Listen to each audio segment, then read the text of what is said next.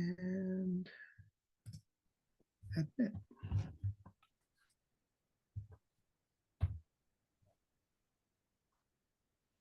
Hello, hello. Hey, everyone. Welcome. Thank you. Good to Hello. see you all.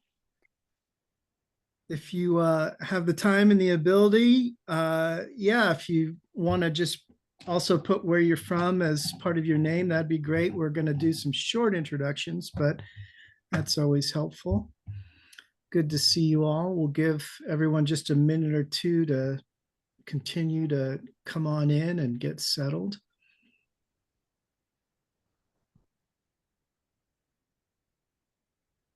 Lance from Findlay, Ohio. I haven't heard of that. Where is that? I mean, besides Ohio. Yeah, it's the epicenter. Hour, 45 minutes south of Toledo. Okay. Right in between Detroit and Dayton on I-75. Okay. All right.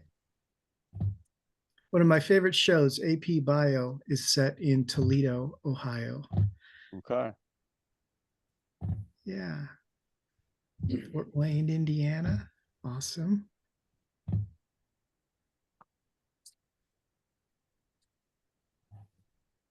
Well, we had a good number of folks sign up. We'll see how many are actually able to make it. It's always interesting to see the percentages.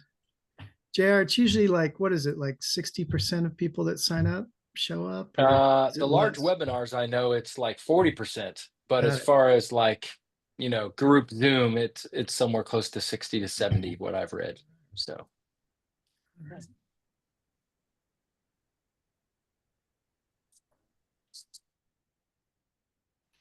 Hi, Tom. Good to see you again. I think you're on mute, but it's good to see you. I said, thank you, JR. Good to see you too. Tom and I met when I spoke to the American Baptist Churches of Michigan a couple of years ago. Excellent. And shared a couple meals together. So, yeah. Exactly. If I remember correctly, we talked about the Lord's Supper. And so, yeah. I think that's right. I think we did. Yeah, absolutely. Not Michigan basketball, or isn't that Michigan basketball, but Michigan football is really where football? the That's conversation what it is. Yeah. So for sure. Michigan So, State basketball is usually a little taller. it's not this year. No. No, this year. Tom Izzo, mad respect. Wrong team, but mad respect for him. So.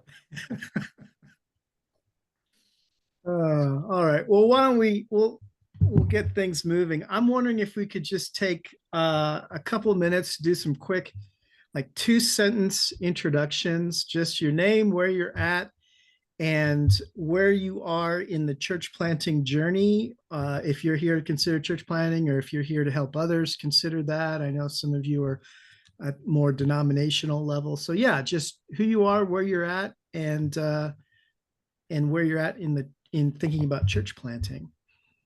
Yeah, Tom, since you're already unmuted, you want to start us off? Next time I'll mute myself quicker. But anyways, Tom Weber, I'm with ABC Michigan. I am the advisor of church planting for the region, which is the whole state. I cut my teeth in ministry on church planting and turnaround work. And then I went into the military for 25 years as a chaplain. Wow. All right. Very cool. Thank you. Someone else? Sure, I'll go. Yeah. Go ahead, Jonathan. Oh, no, now you're saying me. Okay. I'm Lance Finley. I serve as the executive director of the Churches of God General Conference. And over the last few years have helped kind of guide our planting efforts. We had kind of a gap in leadership. And I'm on this call today because the guy that we have that leads those efforts for us is on an airplane. So I said, yeah, I can jump on this call and catch you up later. Excellent. I'll go ahead and go. John Hudson. As of right now, I just have kind of I'm at a place in ministry where I can't deny there's God rounding me out, and I'm just kind of entrusting Him to open the doors wherever those may be. At this stage, I'm serving at a biblical men's addiction and recovery center here in Fort Wayne. I'm interim serving at a church up in South Bend called FCC for their worship team, and I'm kind of doing an associate pastor role while there, getting my feet wet in that. And I'm also in seminary right now, just trying to pursue after His calling. And I'm feeling the pull coming, and so I am actively kind of pursuing whatever door He opens. So I'm here as just a, maybe God closes the door here, or maybe there's an open door that I haven't seen yet. So, All right. All right. Thank you, John. Appreciate that. Michigan's always available. All right. don't tempt me. I'm a huge Detroit sports fan. And then Dean.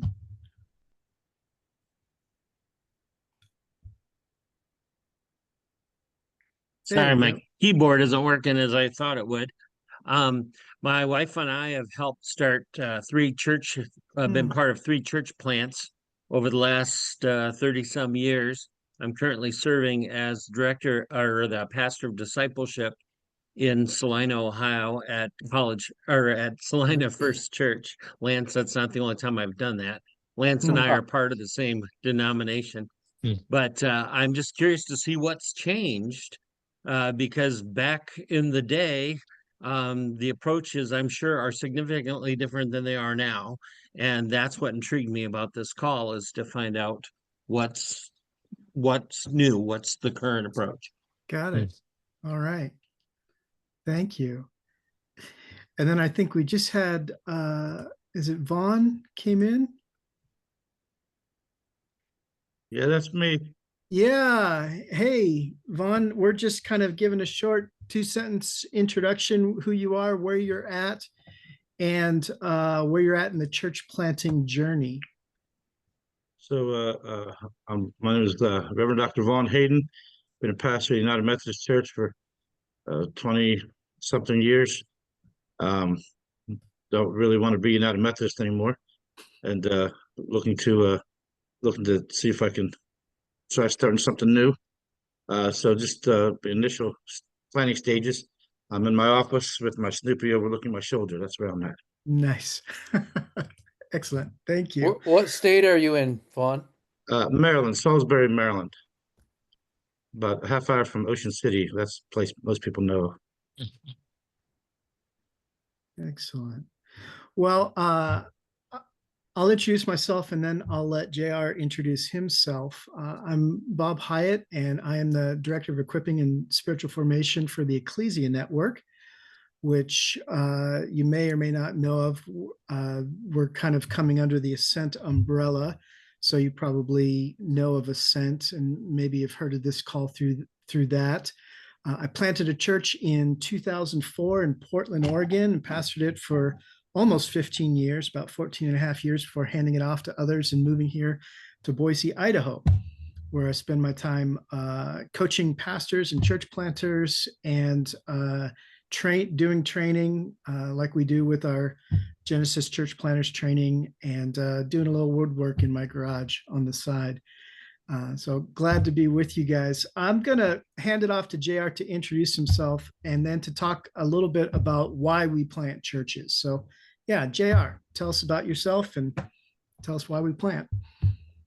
Thanks, Bob. Yeah, I'm J.R. Briggs. I'm here in the greater Philadelphia area. I planted a church in 2008 called the Renew Community, and it's been a joyful, amazing, difficult, exhausting, exhilarating journey as a church planter. And did that in 2008 and 2017. I actually transitioned to serve pastors, kind of pastors, and start my own organization. But I also serve on staff of the Ecclesia Network. What is interesting, the church we planted is still thriving today. It's doing well, and I passed it off to a good friend of mine and someone who interned with us, and then kind of became what we call an apprentice, and then eventually handed it off in a very unique situation. My wife, my family and I, we still attend the church that I planted. I wouldn't always recommend that, but in our circumstances, by God's grace and wonderful elders and a terrific, very understanding congregation, it's worked out well. But I have no official role and I'm not on staff there anymore, but we still worship there. So I've been asked, when we talk about church planting, I know you all are coming from a variety of reasons, and regardless of where you're at, I'm really glad that you're on this call. And some of us are planters, some of us have planted, some of us are thinking about it, some of us are in a denominational role of how do we encourage more church planting. When we talk about church planting, the two questions that come up rather quickly and frequently are, why plant a church and why now? So I'm going to just take a few brief moments here to share a handful of reasons with you. While I'm convinced, and others are as well, that church planting is necessary, especially in our day and age and right now. There aren't enough churches with enough problems right now to be thinking about church planting new ones, right? I mean, that's the big pushback that we get. Aren't there enough churches already? And don't we have enough problems already right now? Really? Why are we thinking about planting new ones? The current ones need help. In fact, they're smaller than they were before. So why even drain some more to go plant some others? But church planting is powerful, and it's a timely endeavor right now, especially in our cultural landscape and the dynamic and as diverse as it is right now. But before we jump into that, I want to share that this is not to pit ourselves against established churches. Some people with church planting say, oh, those old traditionalists, they don't know what they're talking about. We just need to plant churches. And I say time out right there. God is working in established traditional churches and also church plants. It's not an either or, is a both and. So I do not in any way, shape, or form want to disparage the established church or the traditional church.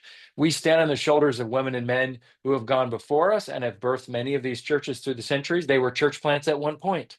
And so I actually think when Jesus talked in Matthew 13, when he said, every teacher of the law that becomes a disciple of the kingdom of heaven is like an owner that brings things out of the storeroom, new treasures as well as old. And I think that's really important. Now, I'm going to focus on the new treasures, but not at the expense of the old treasures. So I just wanted to mention that before we jump in.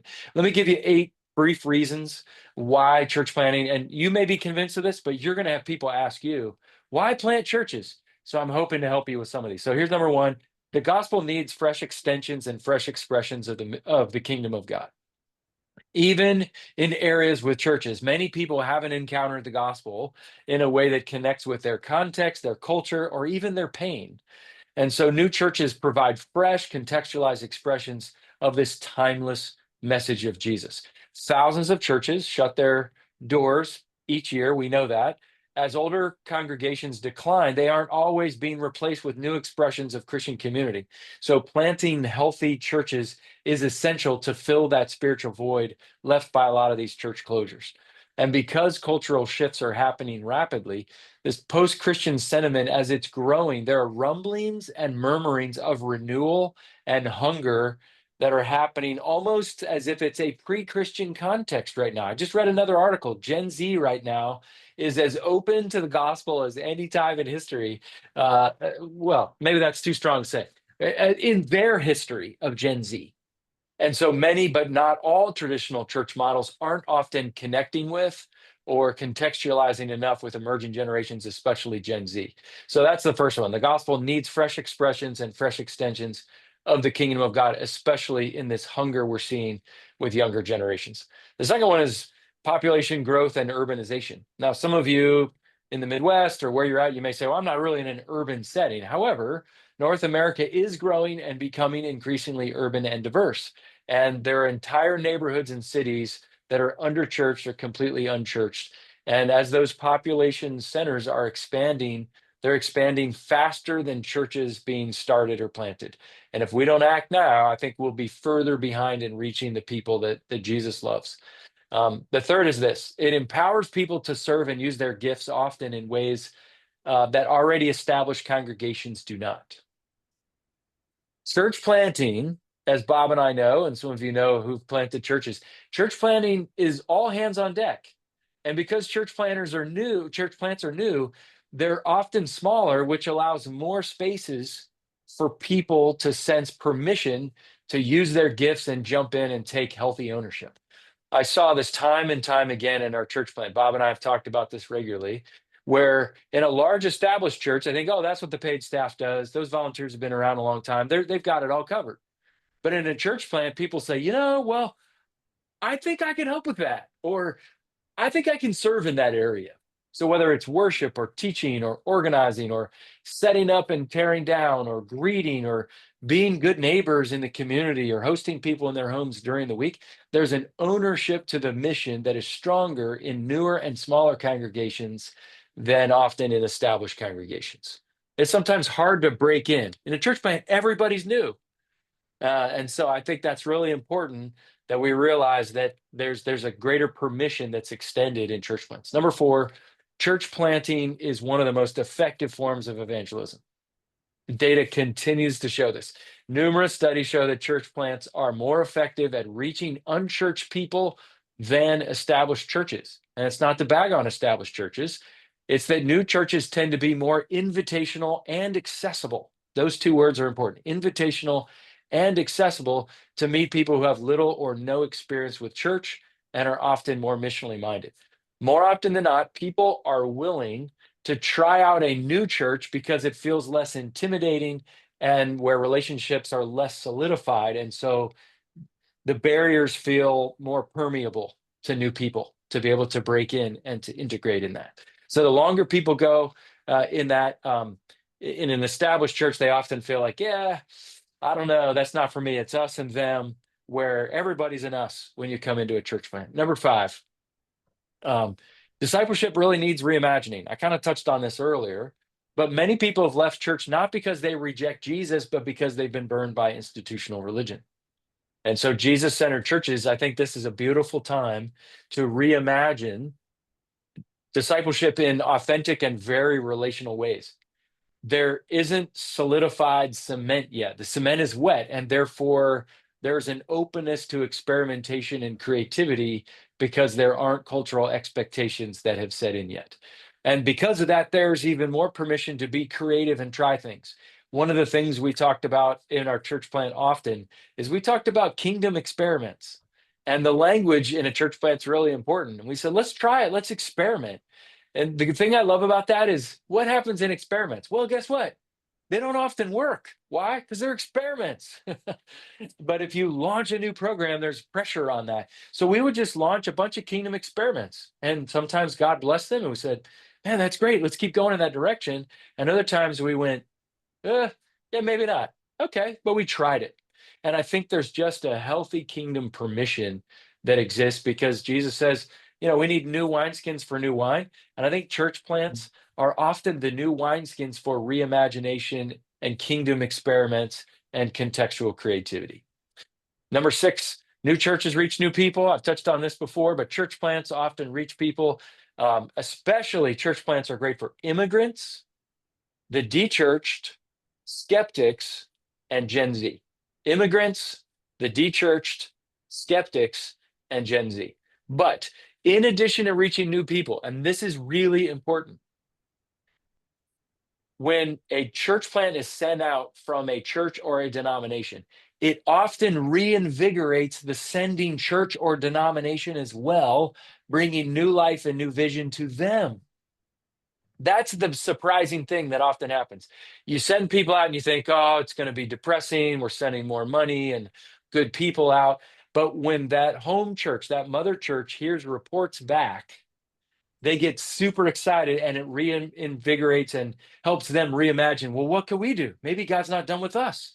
What new thing could happen with us? So it reaches new people, but it also reinvigorates existing mother churches and say, wow, look what we've done. Maybe God has something for us. Number 7 is going to be seemingly obvious, but incredibly important enough that I need to say it. It's obedience to the Great Commission. Jesus commanded us to make disciples of all nations, and church planting isn't the only way, but it is one of the most strategic and scalable ways to fulfill that command locally and globally. And delayed obedience is disobedience. So the urgency of the gospel compels us to act now. Doesn't mean you're disobedient if you don't plant a church, but I am saying it is one of the most strategic and scalable ways you can live out the Great Commission. And number 8, and then I'll kick it to Bob, is a move of God often begins in new communities. Doesn't mean that God's done with established congregations, but throughout history, revivals and renewals have often been sparked by small, passionate communities who are committed to Jesus and his mission. Could be an established church with a little tiny Bible study, or a little group of women who pray in the basement passionately and fervently every week for years on end. But it often happens when a group of people, all hands on deck, say, God, we don't know what this new church expression looks like. We don't know what it's going to be called. We don't know what it's going to look like, but we're going to commit to you that this is yours. And the move of God often happens in new communities. And as I mentioned earlier, many are sensing that we're on the edge of a fresh movement of God, and planting new churches can be fertile soil for that renewal. So, all right, I'm going to take a breath. I'm going to kick it back to Bob. So I'm going to take a sip of water and get a shower because I'm fired up right now. So Bob, back to you. Yeah. Thanks, JR. Yeah. In light of everything that JR has said, I think it's good to maybe think of the question from the other, from a different angle. And that's this: why shouldn't you plant a church? Oh, that's good. Why wouldn't somebody that you're working with in your denomination, why wouldn't you encourage them to plant a church? And as I've thought about it, I think that both in my story and the stories of others that I hear, there's generally three reasons that come up as to why people would say, well, I don't know if I should. And those three are fear and finances and failure.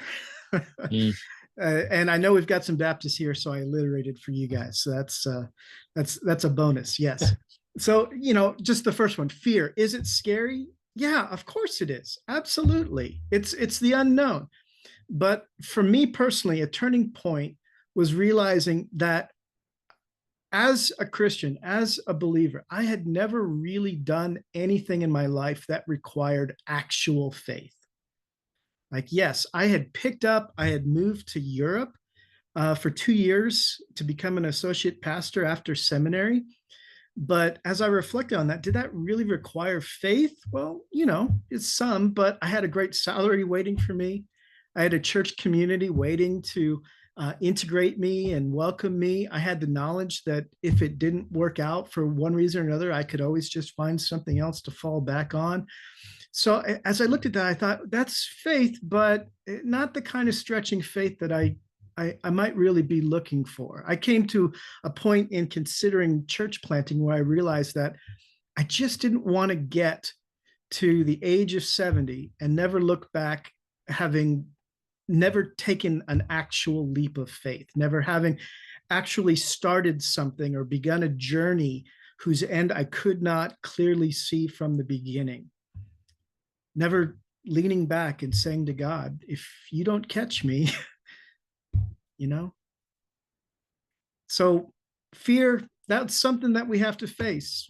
But finances, that also was a consideration. When we decided to plant a church back in 2004, we had just bought a house, our first house. We had just gotten pregnant, my wife and I knew then that as I looked back on what we were deciding, that it was either going to be the greatest thing I ever did or just the dumbest, from a financial standpoint. But we had to decide, my wife and I, that if taking this step cost us, for instance, that new house, if we had to move back to apartment living, if it set us back financially, that simply was not too big a price to pay for God's kingdom. If we did what we felt we needed to do and there were financial costs, well, so be it. We came to that place where we said we'd rather see people come into relationship with God than own our own house. We'd rather see those who have given up on church community find it again rather than maybe have a new car. And we had to ask ourselves, this was the big question: what's the absolute worst thing that could happen if we do this? Like, are we going to end up destitute and home? No, we knew God was going to take care of us. It may cost us, but, financially, it was a risk, but it wasn't that big a risk in light of the potential rewards, in light of what we could see happening for the kingdom. Failure, I think, is a big one personally that a lot of people really consider. Well, what if I do this and it doesn't work? You know, in a conversation with a good friend on the day that I made the decision that we were going to plant, he asked me a great question. And it was actually the question he started with. He said, well, how will you define failure? And I thought about it and I realized that um, through talking with him, that if we did this church plant thing and we had to close the doors in 1 year or 5 years or whenever, because not many people showed up or it just didn't become viable in one way or another, that wouldn't really be a failure. Failure would be if we failed to love whoever God brought during the time he allowed us to do this thing. Failure would be if we failed to preach the gospel, if we failed to love each other in community, if we failed to do something tangible to feed and clothe and otherwise care for others, and so show the love of Jesus. That would be failure. Not if we simply failed to achieve any type of long-term momentum or institutional stability, you know? Because ultimately, all churches die at some point.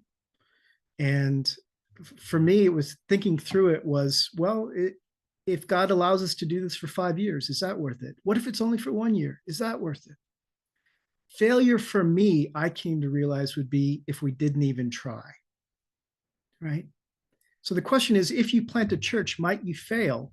Well, I guess it depends on how you define failure. You know, some people like to throw around the statistic that like 80% of church plants fail. And I would say, don't buy that. I don't know where that number came from. Ed Stetzer's research shows that 4 years in, more than 60% of new churches are still around. But, you know, of course, what if you're in that 40% that aren't, rather, I should say.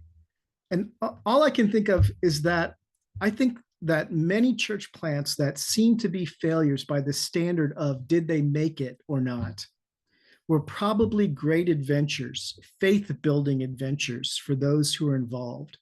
They probably introduced people to Jesus and made a practical difference in the lives of some of the people who really needed those failing churches, right? I don't think the biggest failures in the church planting world are the ones who function as a community for 1 or 2 or 5 years and then disband and go and do something else. I think the greatest failures in the church planting world are the churches that never even get started for whatever reason, whether because of fear or because of lack of encouragement, or simply because no one asked, well, why shouldn't we? You know what I mean? And those are the failures. In a few minutes, I'm going to talk a little bit. Those are the 3 things that I think stop people from planting churches. We are going to talk about the 3 things that set them up for the long haul. But before we do that, there's somebody with us who joined late, and I'm going to ask him to introduce himself. Oh, look at that. I gotta turn off the gestures things. What did I don't know how I made balloons come up, but I did somehow. Anyway, Jarrell Carper is a church planter that I've been working with, that I had the pleasure to train. I'm going to ask him to introduce himself, and then I'm going to ask him a couple questions. So Jarrell, are you there? Yeah, I'm here, Bob. I don't know what. There you go. I can see me and everybody, but maybe you can't see me. So no, I can. My Zoom is kind of frozen for some reason, and you were on the other screen, but now you're there. Jarrell, it's good to see you. Where are you at?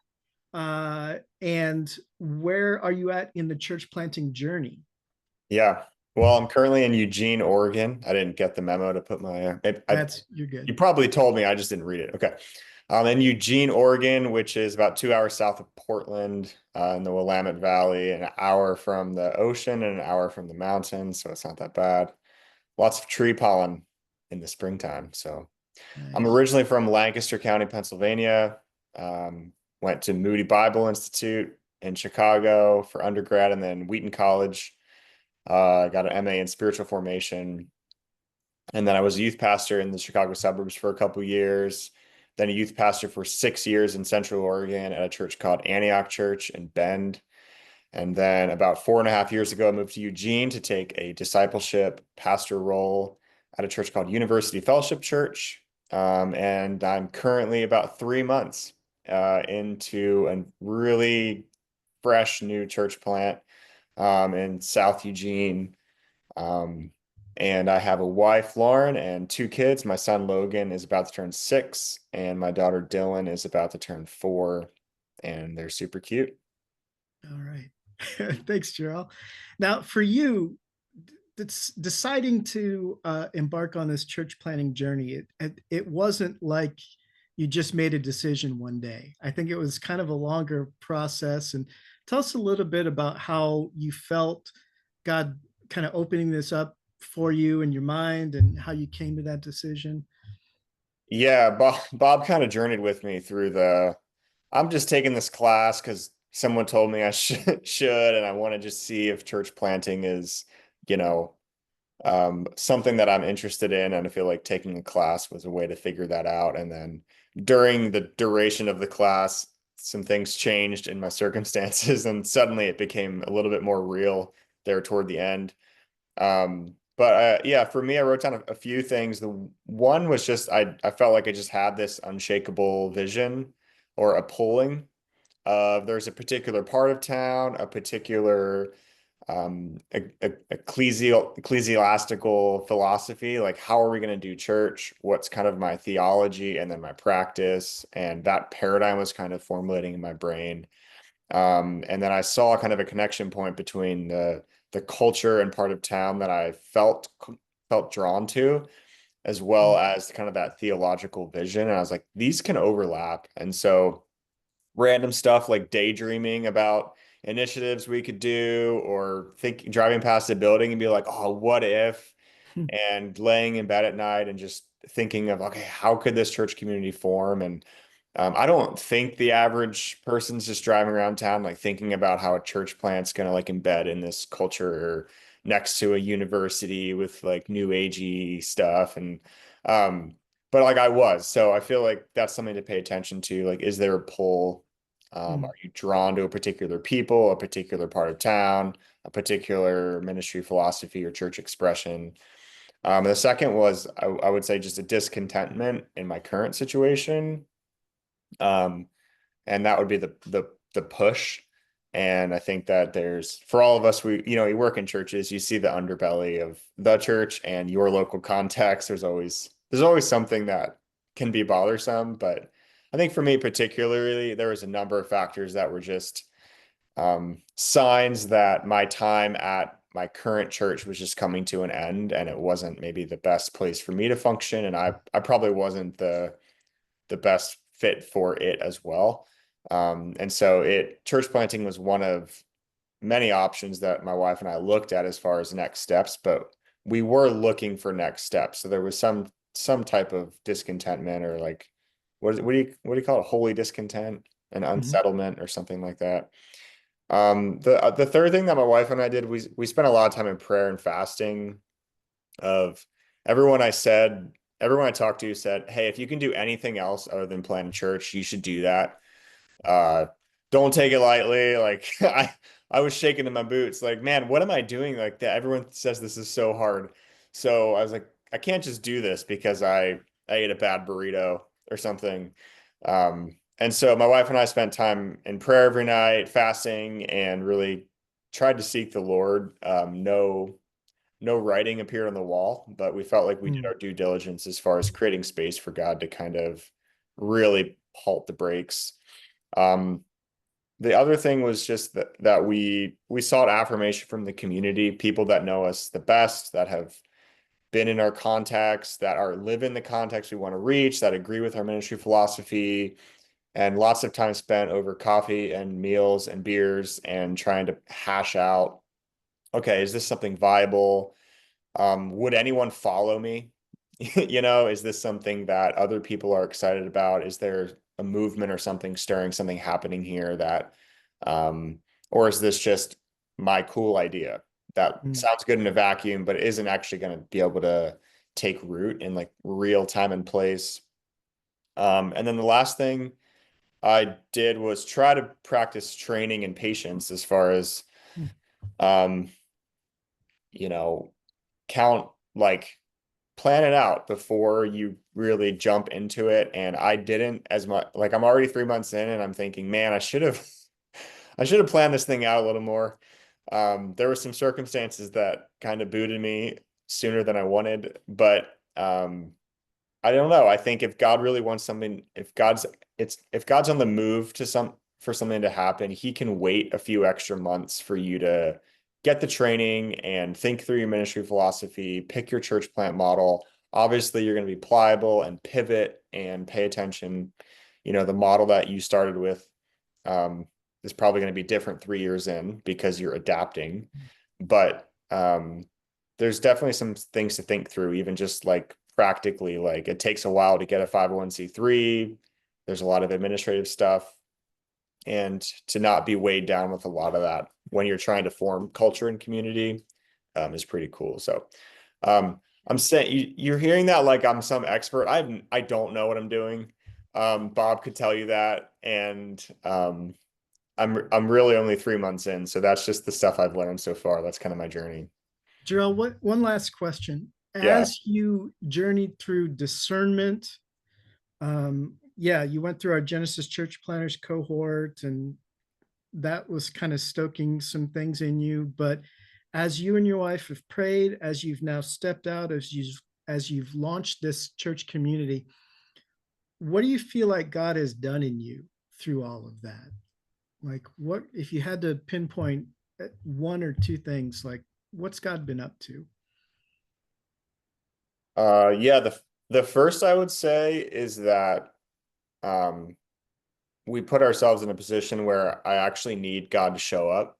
Like there are things I'm trying to do that I just can't like skill my way through. I can't rely on my knowledge or my suave. It's just if this is going to happen, like if we're going to do this thing, God's going to need to show up. And when you're part of this larger church with all these programs and giant staff and a huge budget, it's like you're never praying about money. You're never praying about filling in that kind of demographic void in your church because you have all that. And so even financially, it was like, I have 2 kids. Am I going to drop this salary and benefit package to go try to basically hope I can feed my kids? So that was kind of the leap of faith. And the second thing I've learned is that your problems are just going to keep following you. If you're bad at Sabbath, you're going to still be bad at Sabbath just because you're planning a church. If you're bad at interpersonal conflict, it's going to carry on with you. It's like you think that some outside change is going to kind of change who you are. It's just not going to kickstart those things. So pay attention to those demons that still creep into your life. And they're probably actually going to get maybe a little more exacerbated in the church plant context, harder to hide. And so if you're running from something, it's probably just going to keep chasing you. It's good. There you go. Yeah. That's good. That's good. We want to take some time to kind of just field some Q&A, and I asked JR if he'd facilitate that for us. So, JR. Here we go. Yes. And here's the thing. We want to allow you to speak into this. We want to add value to you. And by doing that, we don't want to answer questions that you're not asking. So rather than us assuming we know the questions and the topics that you might want to talk about, we thought we'd just directly ask you. So here's what I want to encourage you to do. You decide where we go. It's a little bit of a choose your own adventure here. I know it's been a lot of information that you've heard so far. So I want you to just take a moment. Some of you have written some things down. If you haven't, it's fine. And I want you to just think through what sticks out to you, what excites you based on what you heard, and maybe what confuses you, or where you need clarity, or where you want to press in with more specificity. So take just 15 seconds to think about that. By the way, that could be theological or missiological. It could be personal. It could be logistical. It could be financial or relational, like what Jarrell was saying. It could be philosophical or ecclesiological, like whatever direction you want to take it, big or small, practical or theoretical is fine. And then I want to allow you a chance to either, you can write it in the chat box, I'll be watching that, or you can just unmute yourself. I think we're a good size. You can just unmute and ask your question to whomever you want to direct it to. So again, we don't want to try to read your minds or assume. What topics would be important for us to double click on, or what have you not heard? You say, can we actually talk about this? I'll go ahead and bring up something. The difficulty, of course, many of you know the Baptist denomination. They usually grow by splitting. Yeah. And they're so independently minded that getting them to play together nicely is sometimes difficult. So getting larger churches in a geographic area to try to work together to reach an unreached area in their zone, for a better phrase, is like pulling teeth out of a chicken. It's just crazy. So this, of course, is coming from a more denominational perspective.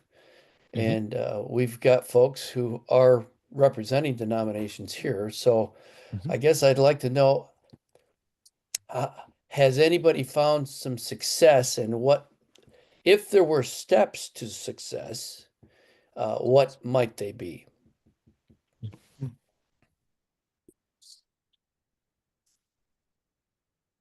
Yeah, I guess I would say I grew up in the Baptist context, so I know some of what you're speaking about. I would think two things. One is helping those leaders who might be suspicious of starting new churches. I mean, the mantra that we continually use is it's kingdom, not competition, right? We've just got to do away with the idea, and we've got to call it out when we see it and say, you know, it sounds like this feels like competition to you, but I want to reiterate, it's not, it's kingdom. But I think for those who are in that Baptist world, just to focus on the Great Commission, because I know that there's a passion to reach people and to evangelize.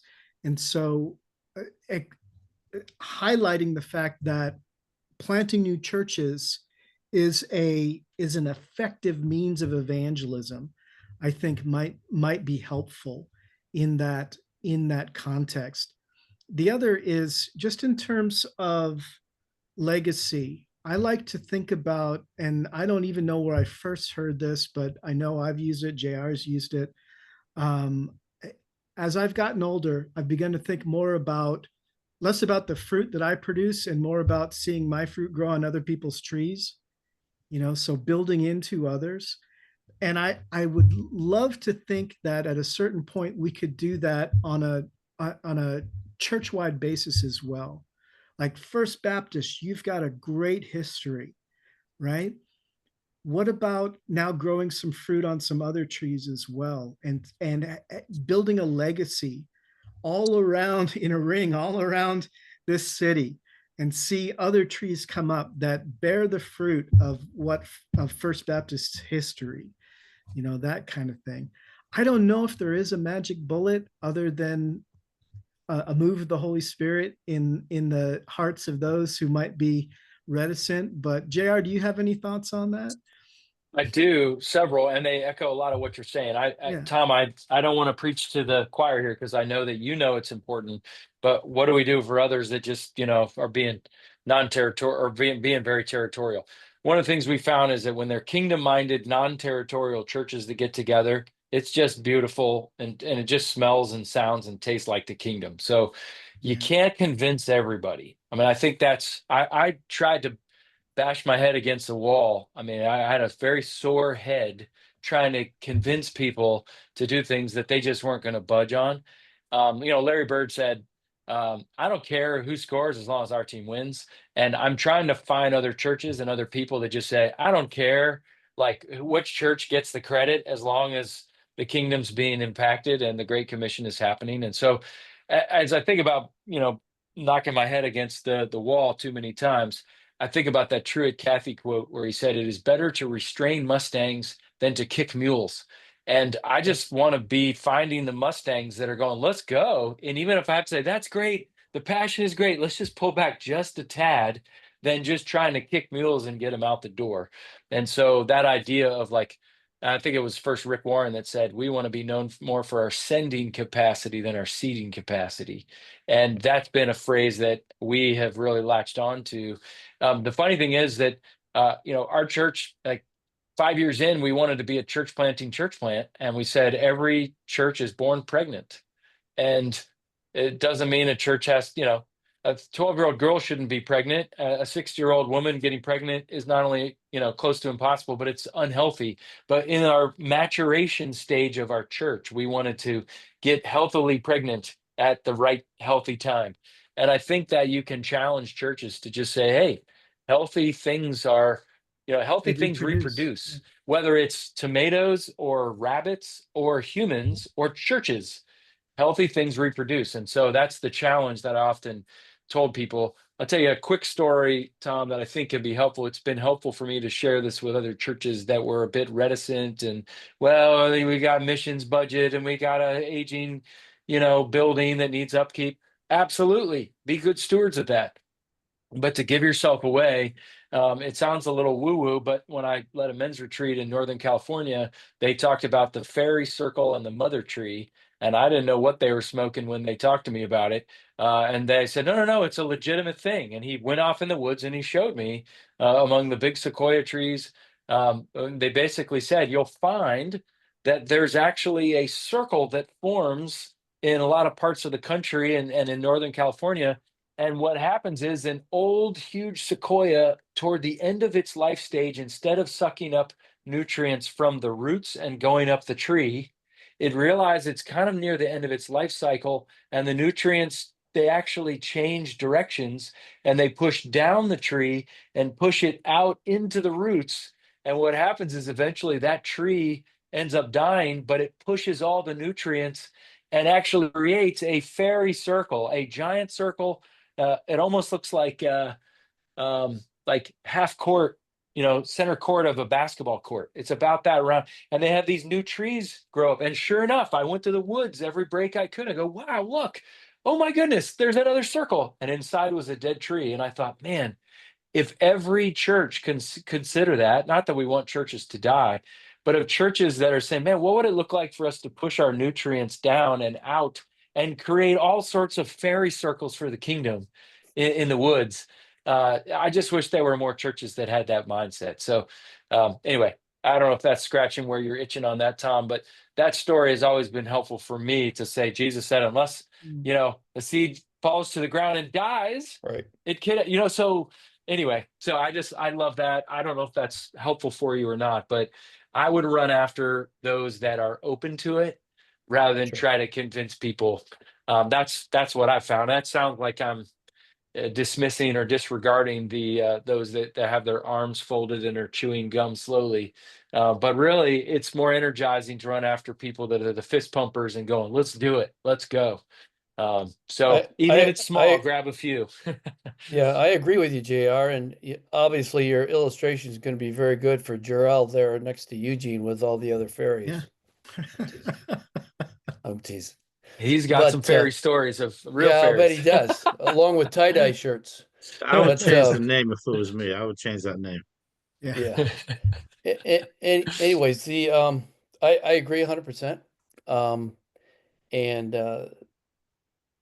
Yeah, it's one of the things that we've done in the denomination. We made this decision this year that if we can get churches to turn over their facilities when they're, at the end of their life, we would take the facilities, and 75% of the sale of those facilities would go into church planting specifically. Yeah, it's a great And vision. so we're attempting to do that. We just, in some respects, we need to find, and I see 3 young men here that I'd love to invite to, but one's already in Eugene. But anyways, to come to Michigan Yeah. and see what we can do. Because quite honestly, we need people who can think outside of the box. And I know you guys have probably read this already, but are reading it. But this is a phenomenal book, and it's great stuff. So I don't know if you've read it yet or know about it, but Quietly Courageous is a quality volume. Good. We've got maybe 5 more minutes here. Anybody else have any questions regarding church planting or what you've heard? So my questions are more practical, and I alluded to this at the Ascent Curators Gathering. And it stems from, I don't fear failing. I love the Mythbusters quote, failure is always an option. So I'm not afraid of failure, but I am afraid of being homeless and destitute. And the whole thing of finances, I don't understand how finances work, because I go to church every week, and they put the offering money in the plate, and then somebody sends me a check every couple of weeks, and that's how I like to do finances. But there's a lot more to that in church planning, and that's where I really need the help and understanding. Yeah, it's a great question, and that's often what keeps people from doing it. And there are several funding models. We don't have time to talk about all of them now, but they're oftentimes sending churches that say we'll cover you for the next 2-3 years, or they'll 5 years and kind of taper off. 100% the first year, 80% the second year. There are a lot of bivocational pastors that do this. I had to raise my own support for the first year. And our elders really felt like by the end of that first year, we'd have enough to be able to draw a salary. I took a 47% pay cut from the large mega church I was at to planting a church. It is a sacrifice, absolutely. My wife and family were willing to make that sacrifice, but there was that. I also had to pick up 2 other side hustles to make sure that worked. I don't regret it. It was an exhausting time, very exhausting, especially since we had a 1-year-old at home as well. But you make it work. That's part of the tenacity and the grit of being convinced that this is what God has called us to do, and we'll figure it out. And not just figure it out in my own strength. There were times, I was just thinking about this morning, ironically, where I'd go to the P.O. box of our church, and knowing we were tight on finances in those first few months, to unlock the P.O. box and look inside, and there were some checks, and realizing I'd be wiping tears away from my eyes going, God, you did it again. God, you were faithful. I doubted you, and there you did it again. And so when Bob talked about the difficulty and the unknown and the uncertainty strengthening faith, that was one of the most desperate times in my life of relying on the Lord's provision. And not once did he fail. Now, that didn't mean it wasn't hard and there wasn't sacrifice and things we had to give up, but I don't look back with any regret on that season. In fact, that was probably one of the more adventurous seasons of following Jesus, because I could not rely on any of my efforts, no matter how hard I would strive. And yet God showed up. So anyway, Bob, how about you? What are some thoughts you'd have for and Vaughn? we do talk in the Genesis training. We do have a thing on funding the mission, but I would say most of the planters that I know, and for me personally, it wasn't so much that we had a sending church or denomination supporting. It was just we raised a little bit of support, and we encouraged the people that came to be in financially when it came to the church. So we planted in April of 2004, and I had raised about $700 a month of support, but by June we were taking a full salary. And over the next 15 years, there were times when the church budget was tight, but we never missed payroll. We were always, God provided. Look, making money appear is the least miraculous thing that I think God can do. He's got plenty of it, and his people actually have quite a bit of it. And I think if when you're planting a new community, I think people are much more willing to throw into the common pot and say, this is my thing, this is our community, than maybe, you know, when they come to a very established church and they look around and they say, I don't think they don't need my money. They've got plenty, it seems. So But when, that's yeah, goes to the question I was thinking, because you know, at the established churches, the Methodist Church has tons of them, and most of them are financially failing. yeah. And I was curious to know, when you started church, I had heard that new converts, new people don't give. Is that what you found, or is that just false? Uh, well, if you're talking about brand new Christians, yeah, there's a learning curve there in their discipleship for sure. But if you're talking about people who are new to your church, the curve is much lower. They often, as they lock in, usually in about 3 months or so, they've made a decision, they've been around, they're like, okay, we're going to support this, you know. And for us, we just did something simple. We said, here's our budget, here's how many people we got. That means it's $120 a month, an adult, you know. And we just made it super simple, and everybody said, oh yeah, well, we could do that, you know. I was like, wow, all right, that was easy. And some of you are given more and some of you are given less, and that's okay. Those who are giving more are helping subsidize, like, our college students, you know, who can only give $50 a month or whatever. But I think just being open with it, being very practical, and raising the bar on commitment. Being a part of this new community means serving. It means discipleship. It means giving, you know, that kind of thing. We've got to move towards wrapping up, but John, you had your hand raised. Yeah, I was hoping to ask just one question today. In your segment, when you talked about why you know, the often for why shouldn't or why wouldn't we, do you think sometimes, and this might be actually a subset to one that you already gave, so I may be giving another one, a fourth one, or just a sublet, but do you think another reason is often personal qualification or readiness? And in that, is it a common or uncommon thing for there to be co-pastors right off the bat, or associate pastors right off the bat with a church plant? And those were kind of the questions that kind of strike me, because there's a lot of things that were said in JR's that struck me that really pull at my heart, to be honest. But then at your segment, that was where those questions arose. Yeah.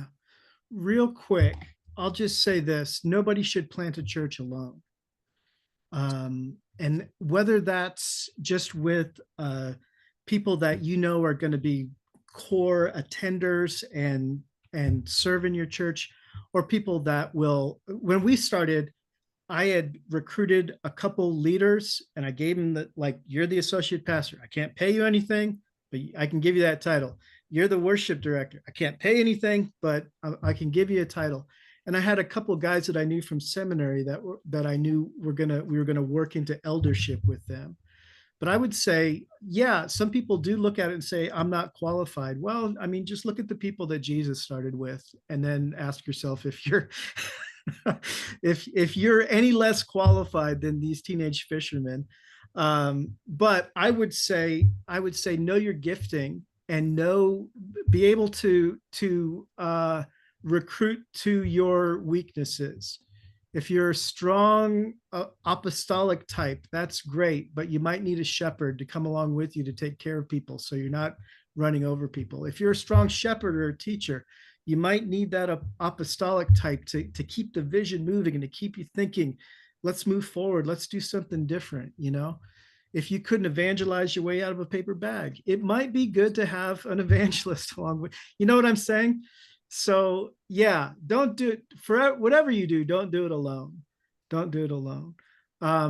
We will talk more about this. I want to honor our time, and let me just end with saying this: we've identified 3 things over the years that we've been working with Ecclesia and working with church planters that make for like their make or break things, right? I know we talked about failure and redefining that, but I would say for those church planters who do make it for the long haul, the 3 things that we've seen that lead to that are: 1, they get training. They actually have some structured learning around how to plant churches.